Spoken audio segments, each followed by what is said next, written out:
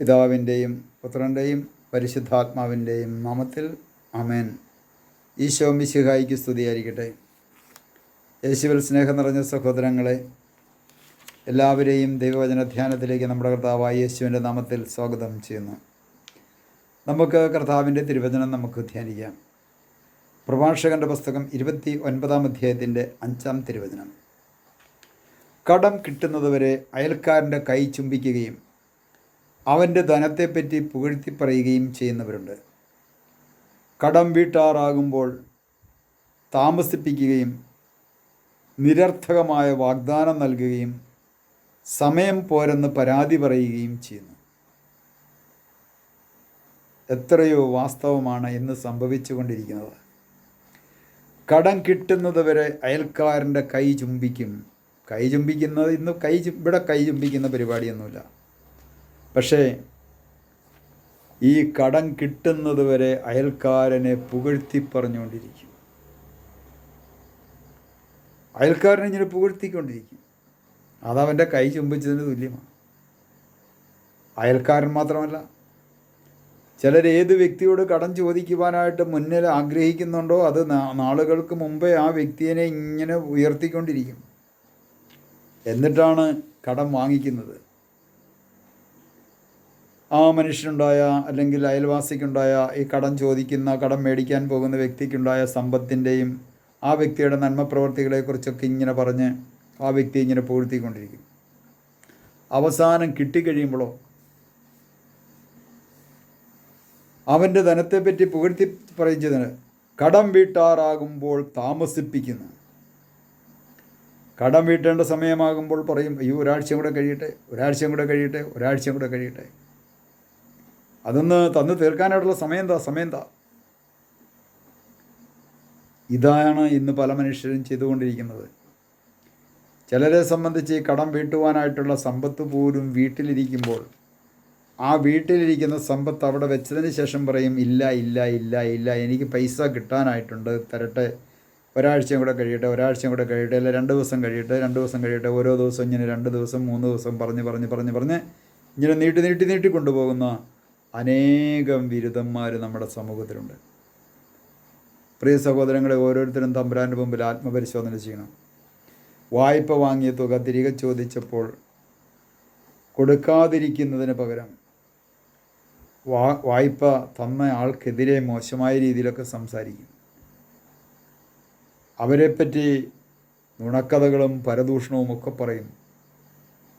വായ്പ കൊടുത്ത വ്യക്തികൾക്കെതിരെ വാങ്ങിച്ചെടുക്കാൻ നേരത്ത് കൈ ചുംബിച്ചു, ലോഹ്യം പറഞ്ഞു, പുകഴ്ത്തി പറഞ്ഞു. തിരിച്ചു കൊടുക്കേണ്ട സമയമാകുമ്പോഴേക്കും വിധം മാറും, ആളുടെ രൂപം മാറും, പിന്നെ ലോഹ്യമൊക്കെ മാറി, പിന്നെ ഗൗരവമാകും. മേടിക്കാൻ പറ്റുമെങ്കിൽ നീ മേടിക്കേ, എല്ലാം കൊണ്ട് കേസ് കൊടുക്കുക എന്ന് പറഞ്ഞുകൊണ്ട് വെല്ലുവിളിക്കുന്നവരായി ഇന്ന് പല മക്കളും മാറ്റപ്പെടുന്നുണ്ട്. പ്രിയ സഹോദരങ്ങളെ, ഇതെല്ലാം ദൈവത്തിൻ്റെ അനുഗ്രഹത്തിന് വലിയ തടസ്സമാണ്. പണമോ വസ്തുക്കളോ വായ്പ വാങ്ങിയിട്ട് തിരികെ ചോദിച്ചവരോട് വഴക്കുണ്ടാക്കുക, ഭീഷണിപ്പെടുത്തുക, അതുപോലെ തന്നെ അവരെ ദ്രോഹോത്തരമേൽപ്പിക്കുക, അവരുടെ പേരിൽ കൊണ്ട് കള്ളക്കേസ് കൊടുക്കുക, ഇതൊക്കെ ചെയ്യും. ഇന്ന് നമ്മുടെ സമൂഹത്തിൽ നടന്നുകൊണ്ടിരിക്കുന്ന കാര്യം. വായ്പ കൊടുത്തുപോയി, ആ കൊടുത്തുപോയ വ്യക്തിയുടെ പേര് വേണ്ടി വന്നു കഴിഞ്ഞാൽ കള്ളക്കേസും കൂടെ കൊടുക്കും.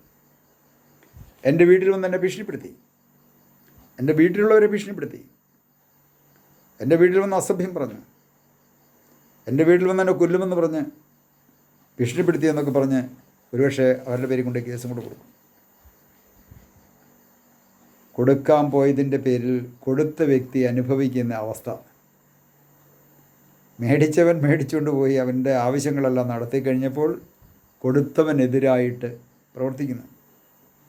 അതുതന്നെയാണ് പ്രഭാഷകൻ പറഞ്ഞു, കടം വീട്ടാറാകുമ്പോൾ താമസിപ്പിക്കുകയും നിരർത്ഥകമായ വാഗ്ദാനം നൽകുകയും സമയം പോരെന്ന് പരാതി പറയുകയും ചെയ്യുന്നു. തന്ന സമയം പോരാ, 6 മാസമല്ലേ പറഞ്ഞത്, പോരാ, 6 മാസം കൊണ്ട് എനിക്ക് തന്നു തീർക്കാൻ പറ്റത്തില്ല, എനിക്ക് ഇനി 6 മാസം വേണം.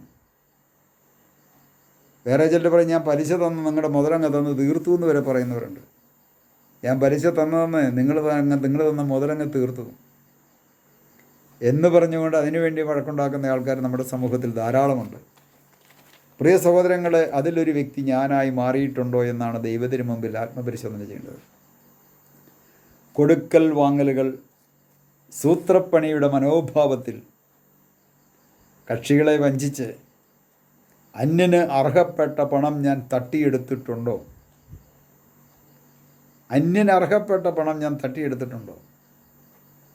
പലതരത്തിലുള്ള സൂത്രങ്ങൾ ഉപയോഗിക്കും പണം പോക്കറ്റിലാകാൻ വേണ്ടി. പോക്കറ്റിലായി കഴിയുമ്പോൾ തട്ടിയെടുത്ത ആ പണം, ആ സൂത്രശാലിയായിട്ട് വാങ്ങിച്ച പണം തിരികെ കൊടുക്കാതെ മറ്റുള്ളവരെ ബഹോദരേൽപ്പിക്കുക ചെയ്ത സാഹചര്യം പോലും നമ്മുടെ സമൂഹത്തിലുണ്ട്. ചോദിച്ച പണം കൊടുക്കേണ്ട സാഹചര്യം വന്നു കഴിഞ്ഞപ്പോൾ, കടം വാങ്ങിയ പണം തിരിച്ചു കൊടുക്കേണ്ട സാഹചര്യം വന്നു കഴിഞ്ഞപ്പോൾ നമ്മുടെ നാട്ടിൽ കൊലപാതകം വരുന്ന ചരിത്രങ്ങൾ ധാരാളമുണ്ട്. നമുക്ക് ദൈവത്തിന് മുമ്പിൽ ആത്മപരിശോധന ചെയ്യാൻ നമുക്ക് പ്രാർത്ഥിക്കാം. കർത്താവായ ഈശോയെ, അവിടുത്തെ തിരുവചനം ഞങ്ങൾ ഓർക്കുന്നു.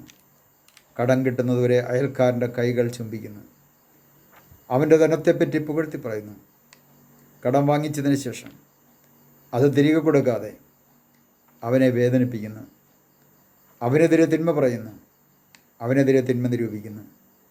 കർത്താവെ, അത്തരത്തിലുള്ള ഓരോ മക്കൾക്കും വേണ്ടി ഞങ്ങൾ പ്രാർത്ഥിക്കുന്നു.